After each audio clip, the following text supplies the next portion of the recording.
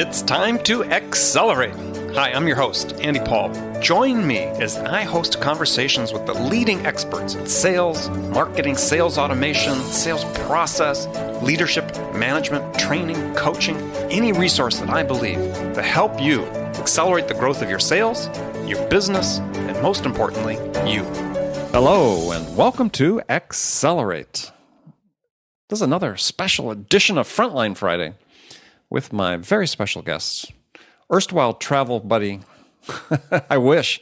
That's I right. travel with you as you travel to all these far places, at least in my mind. So, Bridget, how are you doing today? Andy, I'm doing great. I seem to travel to the same far place a lot, but Yeah. I do travel. Well, these days you are. That's right. That's right. Well, I was going to make a joke about how you're going to visit your boyfriend, but that's not true. No, that's not true. As we that's discovered not true. last And time. I don't think we need to really get into this Your on this personal life. show. Right. Okay. I don't know. I think people may, after all this, we've done, over 60 episodes together. You think they might be curious? People get curious after you start peeling back the layers about yourself. That's right. Well, You're such a mysterious figure. They want to know more about Bridget. Well, they'll have to find that out later. I get the email all the time. Tell me more about Bridget. That's right. I'm sure. Yeah. Right. What's she really like? What's she really like? When you really get down there, what's she really like? Okay. So one of the things, we're going to find out a little bit today, actually, because we're going to talk about this topic for many salespeople, travel and travel advice for salespeople, because you are traveling incessantly these days. Right. More than I do. And I travel a fair amount. So I thought we could just sort of go through some things that are like time-saving steps and things to help ensure that you're more efficient when you actually get to your location, you're prepared to sell, prepared to work with customers, and especially because you're doing a substantial amount of international travel these days. Mm-hmm. And that, as everybody knows, can be very taxing, very draining, especially if you don't do it the right way. So one thing that you would hope all salespeople have done is, and gets into, at least for me, a topic of efficiency, is pay to be TSA pre-check. Yeah, and it's not very expensive. No. I would actually say global entry. If you're going to travel international, I was going to get to global entry. I was just for domestic. Yeah, TSA pre. Start with TSA pre-check. So because TSA pre, you can do that online. Right. Global entry does require an interview, which can take months to get an interview. The interview takes minutes, right. But it can take a long time to get that interview. Well, okay, so TSA pre-check, just get you through the security lines, be able to keep your clothes on, keep your crap in your bags. So you have to lay your computer out and so on. If you're not doing it and you're in sales and you're traveling a lot, you probably figured it out already, but do it. And then if you're doing international, so you talk about global entry, which is that's I guess the same department, still through customs, but as you talked about, you have to get online, schedule an appointment. They don't have a lot of them available, and the benefit of global entry is that you're not, when you come in on an international flight, let's say to SFO, where you come in oftentimes, or JFK, where I come in, where you may have 5 jumbo jets of various stripes unloading at the same time, hitting customs, hitting immigration control. If you don't have this global entry, which enables you to go through and basically automates your entry into the country with a handprint, is you could get off your plane after a 13-hour flight and spend 2 to 3 hours in line waiting to get processed. That's right. That's right. And you definitely want to avoid that. Yeah, you definitely want to avoid that. So I remember going through the process, about a year or so ago, or 2 years ago. And it was in New York. We went down to the old customs building. I think it actually was a federal building facility down in Battery Park area. And it was sort of funny. You go and you interview there. There's no one there. You're there at your interview time. They escort you up in the elevator. The building's kind of empty. And you're being interviewed by customs agents that are wearing sidearms. Yep. And it takes just a little bit of time, a few minutes, but just on the basis of a handful of trips internationally since then, it's more than paid itself back with the ability to breeze through immigration when you come back into the country. Yeah, I would say those two are super important. What else would you say? I have things I would say too, but what else would you say? You do a fair amount of travel. Yeah. Well, I think one for people going overseas, and actually I'd sort of recommend this in general, is people, even domestically, I recommend people carry their passport. Not necessarily to use to, because they can use a driver's license, but yeah, it's not very infrequent that people are losing their driver's licenses these days. And if you get to the airport, you need to check in, and you've got a flight that you actually absolutely must catch, and you suddenly discover your driver's license is lost. Choice between not getting on the plane or showing your passport. Bring your passport with you. That's a good one. I don't usually do that, so that's a good one. As I'm packing, as I told you, I'm heading back to Tel Aviv this afternoon, and I first thing I do is I stick my passport where it needs to be. I do not want to get to the airport and find forgot the old passport. So one of the things I do is I make sure that I try to pack 24 hours in advance. And just to give me just a window of time thinking, did I forget this? Did I include this? I'm less likely to forget something the last minute if I pack at the last minute. Mm-hmm. So it just gives me a bit of buffer.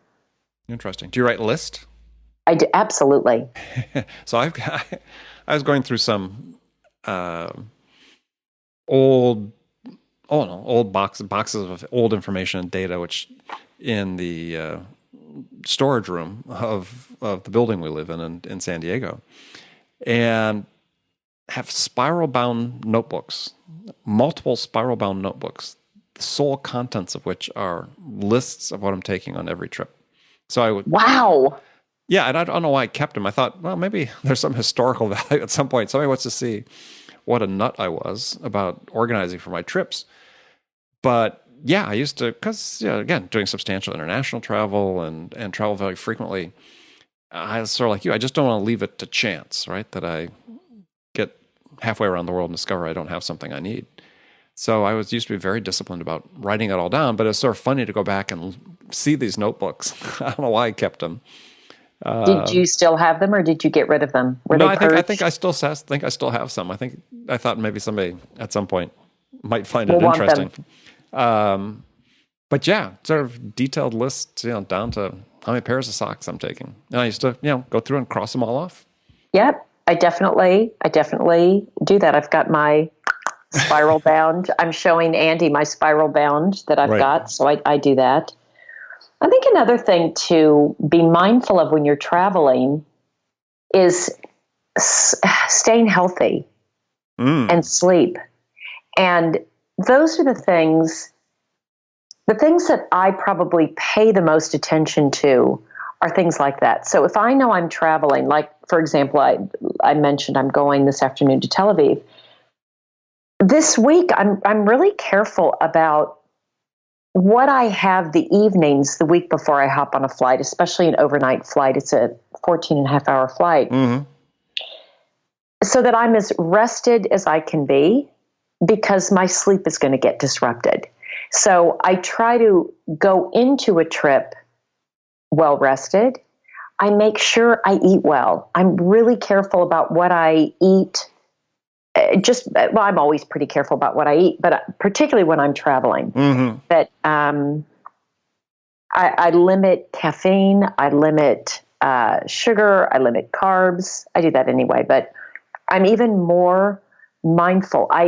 For me, I drink a lot of these like green juice, vegetable juices, just so that I'm giving my body. They're delicious, actually. I'm with sure. A little bit of fruit.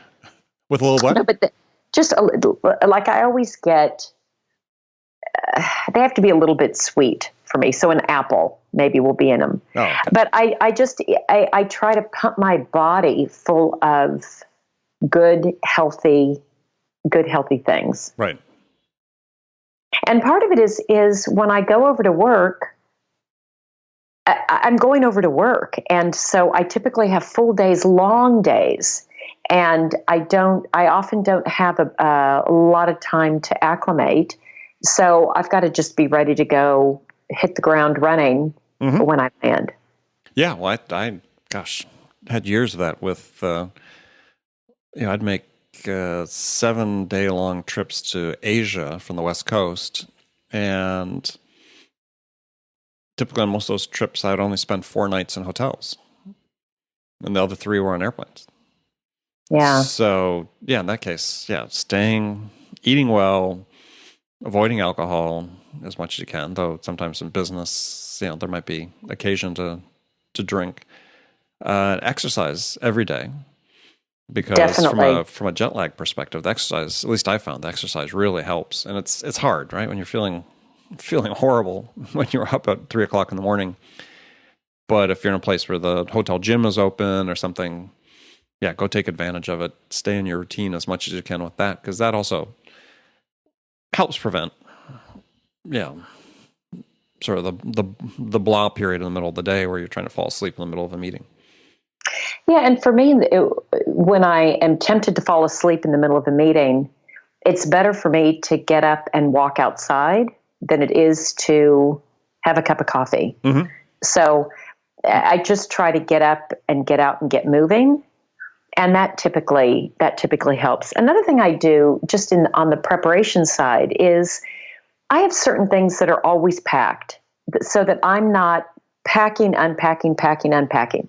Workout clothes are always packed. They're packed. They're ready to go.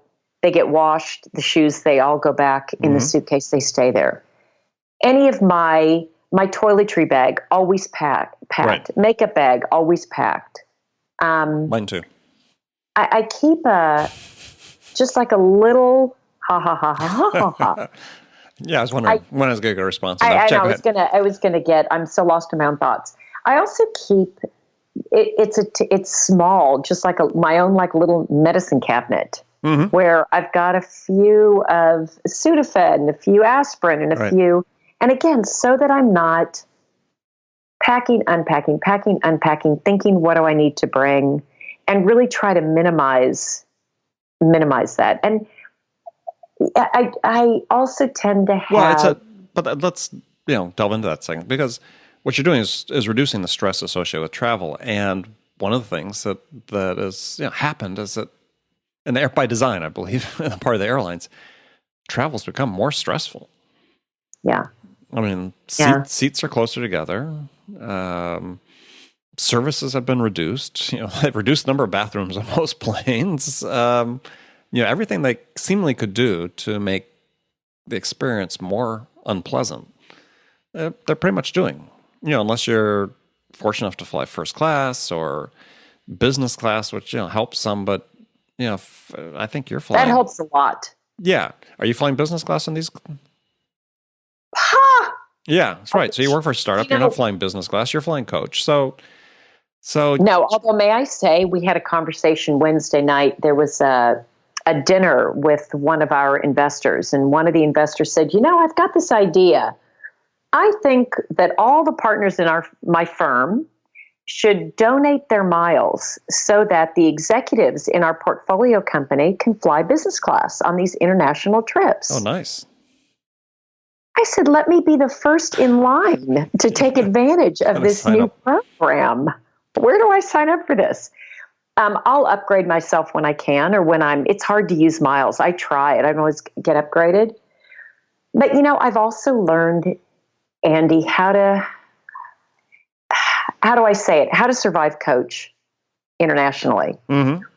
And I've got miles with United. So I think one of them is if you can pick one airline that you can get status with, right? So that you get whatever the few perks are. Mm-hmm. There are not many.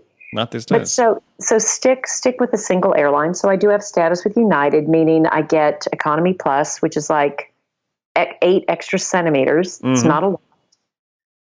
I will get an aisle wherever I can, so I can get up and down and move around the flight. Get an exit row whenever possible.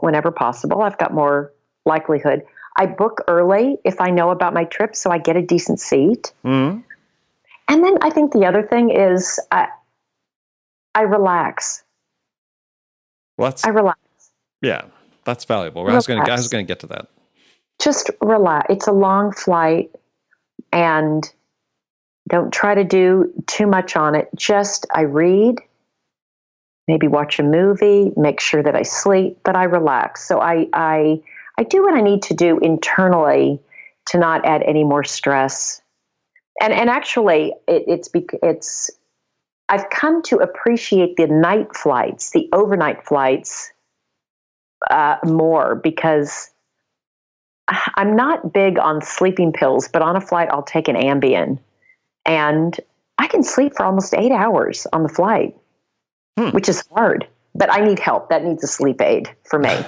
Yeah, how much sleepwalking are you doing as a result? Yeah, I don't know. So tell the flight attendants, tie me to my seat. Yeah, and things like, earplugs and a mask, sleep just things mask, to help you that sleep. helps. Yeah, to help you sleep when you're there, and that you're comfortable. Wear comfortable clothes. Planes, I get cold on planes, so I always have to make sure I bring something extra to stay warm. Those are some things. Yeah, well, I think getting back to your point about being relaxed, I think this is, and I talked about airlines making the experience more stressful, and we're seeing it even more now with both United and American announcing their basic economy fares, which don't allow you to bring carry-on luggage, or you carry on they can fit under the seat, but nothing they'll fit in the bin overhead. And I can just imagine the chaos that's going to ensue at the boarding gates when people start getting on with the roller suitcases and they say, no, your ticket doesn't allow this.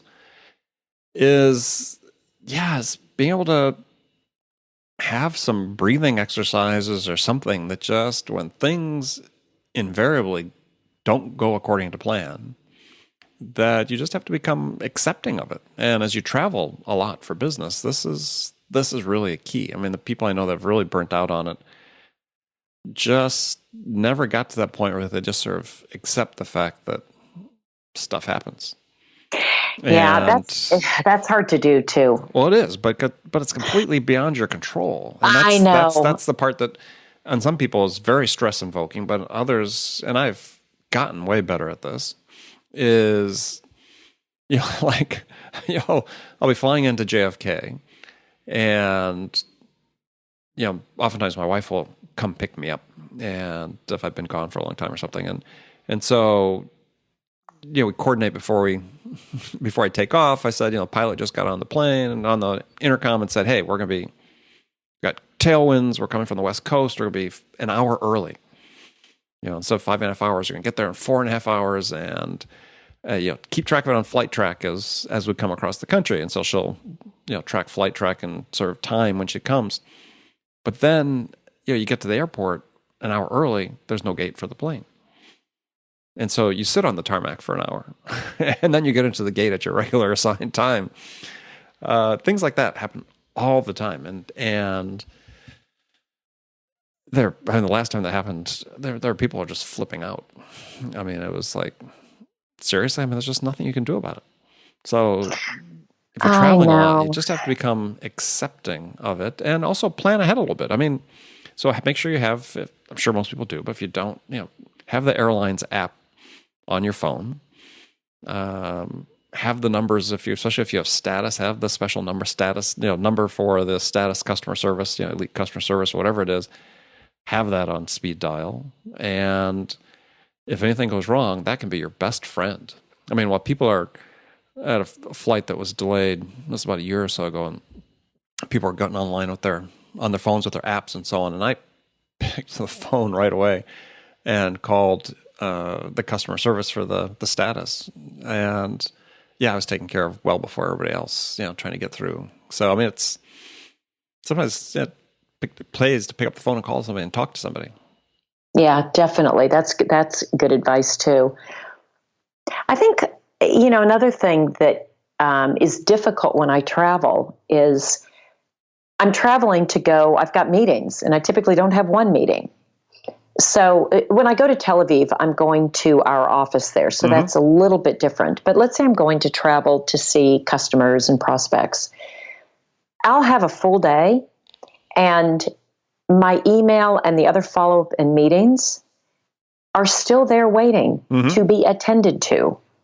And, again, I have to be really careful and mindful of time and energy that I work to scan the emails and do what's most important, but I really try not to sacrifice sleep, because I could spend another 4 or 5 hours at night just getting caught up on things that happen during the day and be in this horrible sleep deprived cycle, which actually doesn't also do me any good when I'm going to meet with important prospects and customers. So I try to, I have to prioritize.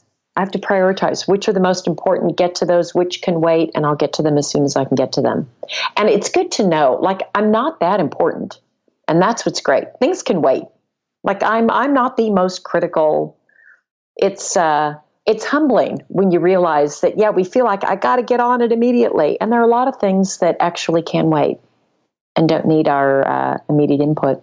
Yeah, no, I think it's a good lesson. I mean, one of the ways travel has changed over the last 20 years in particular is that prior to that, and I remember, it was early, the international travel I was doing earlier in my career, when I first started, is, if people sound like, I'm ancient, but I'm not that old, but there wasn't email. Yeah, you had no internet. So that's relatively new. When you traveled overseas, people would send you a fax if they wanted to get hold of you. They might call you, but they didn't even call that much. And it was almost like going on an extended international business trip was almost like a little vacation to some degree, because you weren't connected. And then, within a matter of years, some of that changed, where it went from being something that was sort of not so relaxing, but you weren't working 24 hours a day, to where I remember one trip I was in Australia, and it's like, because I'm completely opposite time zone of the office, and they expect me to be working another 8 hours after I just finished 10 hours dealing with customers. And you pretty much are on that cycle, unless you break off, as you talked about. As we talked about sleep, we talked about staying healthy. Is you got to set that time aside for yourself when you are traveling like that. Yeah, it's funny. That's right. When you would travel, and there really wasn't. I remember going and searching for internet cafes. Like, where can I go get caught up so I don't have this huge just load of work when I return. But I think just being able to find that balance, the good and the bad of having Wi-Fi on planes, is the temptation. Well, I do too, but I also have to this point of relaxing, I have to know when to turn it on and when to turn it off. When to just work do I work the whole time? Or what I typically do is I'll tell myself, okay, I'm going to spend the next 2 hours doing this, whatever it is. And just like I would schedule my day working, I schedule my time on the airplane. Okay, this is how I'm going to do it, to make sure that I don't want to be burned out any more than I need to when I land. And right, well, you're rewarding yourself for getting work done. And that's a great system to use, right? A little system of incentives and rewards. So, hey, I'm going to work for 2 hours, then I'm going to watch a movie for an hour, or binge watch some TV for a couple hours or half an hour or whatever. Exactly. And then go back to it. Right. Right. So I definitely do that. Yeah, I mean, that's another thing too, is don't forget to bring your entertainment with you. Definitely on the planes today, you have to bring your entertainment with you. Yeah, I mean, there's going to come a time, at least on domestic flights, in relatively near future. I mean, they say you can do it now in some systems, but I don't think it works as reliably as they say. But it's going to get much better with new generation of satellites going up. That, you'll be streaming your Netflix on board a plane. Wow. Well, okay, that'll be good. I'm looking forward to that. Domestically, internationally, not sure. It depends on the satellites and how they're configured, but. So, but yeah, even going across country, it'd be great to be able to do that. So, any other advice? I mean, another one for international travelers, which is a really big one and people don't often do, is take a photocopy of your passport, keep it in a separate place. Because if you ever, heaven forbid, lose your passport, that can be your best friend, that photocopy backup. Yeah, and I have mine on my phone. Yeah, or you can do it on your phone. Absolutely. Picture of it on my phone. And yeah, that's a really good one. As we're talking, Andy, I'm thinking about, God, early in my career, if I had listened to two people talking about international travel for sales, and it's so hard, and you're in coach, and make the copy of the passport, and you're going to be tired, and you're going to be jet lagged, I would have given my right arm to travel. And you know what? I would say it's a luxury, not a luxury. It's great to be able to do it. I enjoy the travel that I'm able to do. Mm-hmm. But it's all, be careful what you wish for, because it can also really wear you down. Yeah, and somebody used to ask me all the time, people would ask me, how do you enjoy so much international travel? And I'd say, well, it's fun being there. But it's a getting there. Getting there, though. And getting back. And getting back is not so much fun. I mean, sometimes coming back was always easier for me. I mean, in terms of jet lag, I don't get jet lag going home. Something about it, it doesn't matter what direction I'm traveling. Going back, to me, I never have an issue. But yeah, the getting and the coming or back is, and I said it's worse than it was. I mean, I remember, up until, well, certainly before 9/11, there were times you could still fly internationally in coach, and there would be, a row of empty seats. And airlines have cut capacity back so far that there are numerous times I'd be flying, like back from Hong Kong. I remember a couple trips where in coach, not happy, but the middle section on a 747 was unpopulated. So you push up the armrests and sleep, stretch out. Yep. You used to be able to do that fairly frequently. Yeah. But now the way they manage, now the way they manage capacity on airlines, you'll almost never see that. They cancel those. They cancel those flights, especially domestically. They cancel those flights for sure. Yeah, we've got a mechanical issue. Mechanical issues. Yeah, 3 people didn't show up. Yeah, that's right. Yeah, but it is harder, and domestically it's harder. I mean, I was just looking at a flight yesterday, coming back from Florida to New York, and flight was absolutely packed. Sitting on the aisle. Because of its airline, I have status on, so I was first on the plane. And what that bought me on an aisle seat, bought me the privilege was to be whacked by everybody who went by with a backpack. I know. And carrying a bag. I know. Had a bag. Fortunately, it didn't drop on my head, but dropped on the head of the person in the row in front of me. It was just sort of completely full. More and more people are traveling that wouldn't necessarily travel in the past. They accommodate people. Like I think we had 15 people in wheelchairs lined up to get on the plane first. So they accommodate everybody there. It's just like, and the plane is packed. Yeah. So and seats are close together, and it's not like it used to be. So I mean, it does. I think it is a little more wearing. So you just have to do some of the things we suggested. And just meditation, mindfulness is a great tool people should pick up to help them in this situation as well. It's just things you can't control, just let it go. Let it go. Hard to do in the moment, but it's a good practice if you can get into it. Yeah, because this is one of the areas in your life where you have the least amount of control, and people that are sort of control oriented, as salespeople oftentimes are. Yeah, you're at the whims of the airline, and if you feel you got to be in control, you're not going to be a happy camper these days. Increasingly, that is for sure the truth. Yeah, but it's still fun to travel. I mean, not so I said the process of getting to and from, but being with clients. That's why we're in the business. That's right. So That's right. The price we pay to get on an airplane and go do it. But yeah, worth it. A lot of rewards from doing it. Any other last minute tips as we had our sort of Bridget and Andy travel roundup? Let's see. Those are my tips. I'm getting ready to head out. You're going to Tel Aviv. Those are all my tips. Okay, so you're just in Kauai. So let's go through your travel schedule. So how often are you going to the Middle East? Tel Aviv. I'm going a lot lately. I've probably been. This will be my 4th trip in 3 months. Yeah, so more than once a month. Yeah, I'll be there. That probably won't persist, but I'll be there for 2 weeks. Mm-hmm. For a few days. Then I'll go to Boston.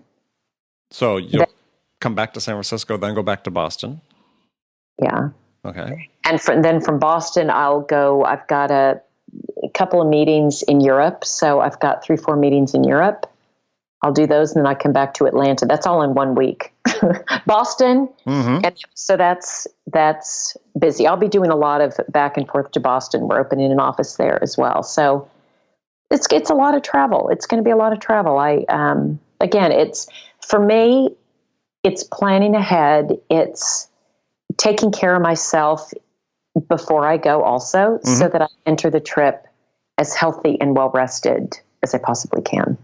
Yeah. So I mean that's pretty active.